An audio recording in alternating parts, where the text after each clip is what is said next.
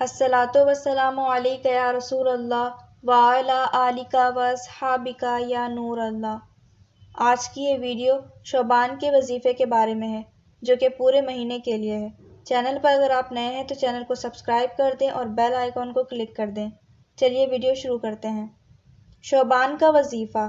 اہل بیت اطہار کے روشن چراغ حضرت امام جعفر صادق رحمۃ اللہ تعالیٰ علیہ نے فرمایا، جو کوئی شعبان المعظم میں روزانہ 700 مرتبہ درود پاک پڑھے گا، اللہ کریم کچھ فرشتے مقرر فرما دے گا جو اس درود پاک کو رسول اللہ صلی اللہ علیہ وآلہ وسلم کی بارگاہ میں پہنچائیں گے۔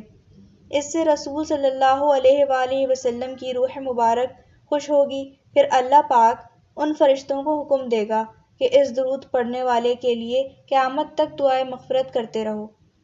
شارح بخاری حضرت علامہ احمد بن محمد قسطلانی رحمۃ اللہ تعالیٰ علیہ اور انہی کے حوالے سے حضرت سیدنا شیخ شہاب الدین احمد بن حجازی رحمۃ اللہ تعالیٰ علیہ لکھتے ہیں، بے شک شعبان نبی پاک صلی اللہ علیہ وآلہ وسلم پر درود شریف پڑھنے کا مہینہ ہے کہ آیات درود اسی مہینے میں نازل ہوئی۔ سبحان اللہ،